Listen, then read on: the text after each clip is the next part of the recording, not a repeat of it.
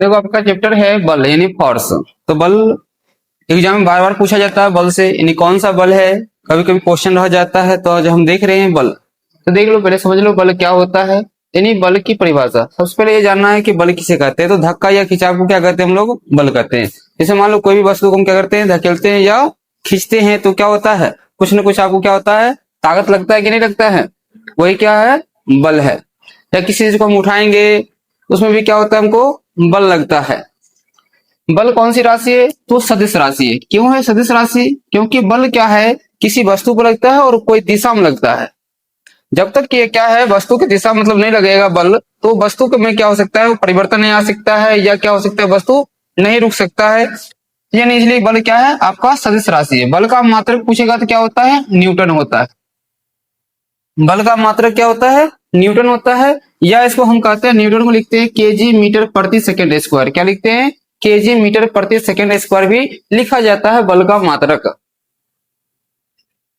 बल का एक और मात्रक होता है सीजीएस मात्रक। तो बल का सीजीएस मात्रक क्या होता है, डाइन होता है। बल का सीजीएस मात्रक क्या होता है, डाइन होता है। और एक न्यूटन बराबर कितने डाइन होते हैं, 10⁵ डाइन होते हैं। एक न्यूटन बराबर कितना डाइन होता है, 10⁵ डाइन होता है। यही पूछ लेता अगर एक डाइन बराबर कितना न्यूटन, तो एक डाइन बराबर 10⁻⁻5 न्यूटन होगा। एक डाइन बराबर कितना हो जाएगा, 10⁻⁻5 न्यूटन हो जाएगा। अब देखिए बल का क्या प्रभाव है।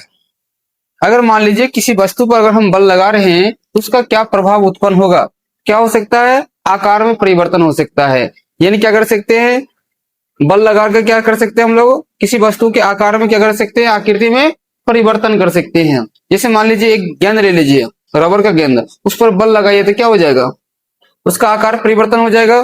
जैसे मान लीजिए आप लोग आटा गूंथते होंगे, रोटी बनाने से पहले क्या करते हैं, आटा गूंथते हैं, तो उस पर बल लगता है तो क्या होता है, आकार परिवर्तन होता है कि नहीं होता है, हर हाल में चेंज होता है। अवस्था में परिवर्तन क्या होता है, अवस्था में भी परिवर्तन कर सकते हैं। अवस्था का मतलब होता है कि वस्तु अगर विराम है तो उसको गति में ला सकते हैं, और गति में है तो उसको विराम में ला सकते हैं। अवस्था में भी क्या कर सकते हैं, परिवर्तन कर सकते हैं। इसके बाद गति में परिवर्तन कर सकते हैं। अगर कोई गतिशील वस्तु आ रही है, अगर वो कम गति से है, तो उसमें क्या करेंगे, बल लगाएंगे तो क्या होगा, उसकी गति और क्या हो जाएगा, तेज हो सकता है। या गतिशील वस्तु है, उसके में क्या करेंगे, हम चाहेंगे उसको रोकने के लिए, तो बल लगाएंगे तो क्या हो सकता है, वो रुक भी सकता है। तो क्या हो सकता है, उसकी गति में परिवर्तन हो सकता है। दिशा में भी क्या कर सकते हैं, परिवर्तन कर सकते हैं कि नहीं कर सकते हैं। जैसे मान लीजिए क्या होता है, बॉलर क्या करता है, बैट्समैन के पास क्या करता है, गेंद फेंकता है, तो क्या करता है, जो मतलब बैट्समैन होता है क्या करता है, गेंद को मारता है, तो क्या होता है, यानी जो बॉलर गेंद फेंकता है वो दिशा उसका अलग रहता है। जब मतलब क्या है, गेंद पर फिर बल्ला से लगता है, गेंद पर चोट, तो क्या होता है, दिशा चेंज हो जाता है। तो ऐसे कर सकते हैं। इस टाइप से आप फुटबॉल में भी देख सकते हैं, क्या होता है, चेंज होता है कि नहीं, दिशा चेंज हो जाता है। आगे देखिए बल का उपयोग हम लोग कहाँ कहाँ करते हैं। तो किसी वस्तु में गति उत्पन्न कर सकते हैं बल से, यानी बल का उपयोग करके क्या कर सकते हैं, किसी भी वस्तु के गति में क्या कर सकते हैं, मतलब किसी भी वस्तु को गति में उत्पन्न कर सकते हैं। गतिशील वस्तु को क्या कर सकते हैं, विराम में ला सकते हैं। बल का उपयोग करके क्या कर सकते हैं, कोई भी वस्तु अगर गति में है तो उसको क्या कर सकते हैं, हम विराम में ला सकते हैं। अगर कोई वस्तु विराम में है तो उसको क्या कर सकते हैं, हम गति में ला सकते हैं। क्या कर सकते हैं, गति में ला सकते हैं। वस्तु की गति बढ़ा सकते हैं या घटा सकते हैं। अगर मान लीजिए कोई गतिशील वस्तु है, तो उस पर और बल लगा देंगे उसी के दिशा में, तो गतिमान हो जाएगा। उसके जस्ट विपरीत दिशा में बल लगाएंगे तो क्या हो जाएगा, उसका गति कम हो जाएगा। वस्तु के आकार या आकृति में क्या कर सकते हैं, परिवर्तन ला सकते हैं बल का उपयोग करके। ये था क्या था आपका बल का उपयोग। अब पढ़ते हैं टाइप्स ऑफ फोर्स, यानी बल के प्रकार। तो मुख्य रूप से अगर ऑब्जेक्टिव में आपसे पूछता है बल कितने प्रकार के होते हैं, 2 प्रकार। वैसे बहुत सा प्रकार के बल हैं, लेकिन मुख्य रूप से पूछेगा बल कितने प्रकार के होते हैं, तो 2 प्रकार के होते हैं एग्जाम में जवाब देने के लिए। एक संतुलित बल होता है, दूसरा असंतुलित बल होता है।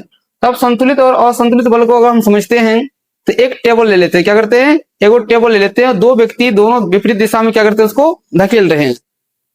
नहीं, एक टेबल को क्या करते हैं, मतलब 2 व्यक्ति मिलकर क्या करते हैं, विपरीत दिशा में धकेल रहे हैं, तो क्या होगा, अगर दोनों का बल एक जैसा लग रहा है, मतलब टेबल अपने स्थान पर रहेगा, बल तो लग रहा है, लेकिन क्या है, टेबल घसक नहीं रहा है किधर भी, तो उस समय कौन सा बल कहलाता है? वो संतुलित बल।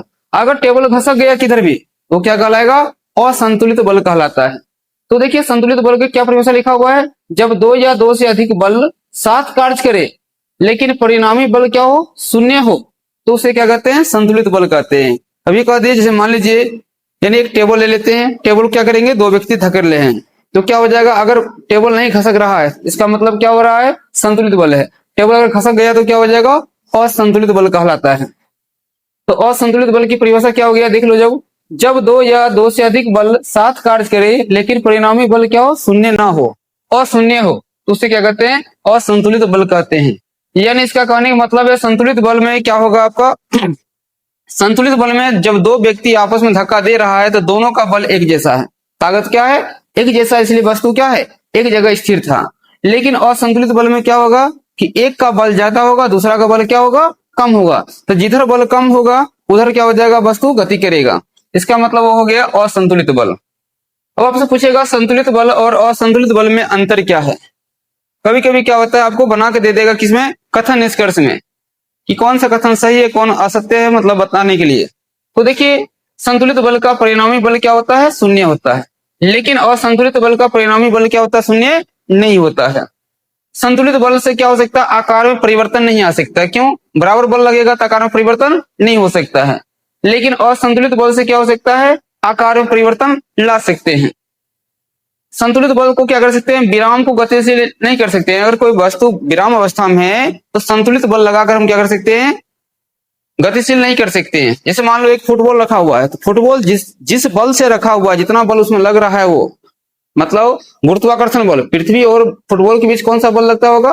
गुरुत्वाकर्षण बल। अगर वो रखा हुआ है तो जितना बल लग रहा है उतना ही बल अगर हम लगा रहे हैं तो क्या होगा?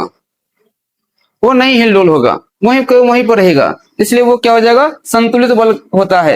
इसलिए क्या कर सकते हैं? विराम को हम गतिशील नहीं कर सकते, लेकिन असंतुलित बल में क्या होता है? विराम को हम गतिशील कर सकते हैं। संतुलित होने के लिए क्या कर सकते हैं? वस्तु के चाल में परिवर्तन नहीं कर सकते हैं। वस्तु के चाल में क्या कर सकते हैं? हम परिवर्तन नहीं कर सकते हैं, लेकिन असंतुलित बल के द्वारा क्या कर सकते हैं? वस्तु की चाल में परिवर्तन कर सकते हैं। और आगे आ रहा है आपको बलों का वर्गीकरण, कि यानी बल को हम कौन कौन से भागों में बांटते हैं। वैसे तो मुख्य रूप से दो प्रकार का हो गया, संतुलित और असंतुलित, लेकिन और बल है अनेक, मतलब कम से कम 10-15 बल पढ़ेंगे हम।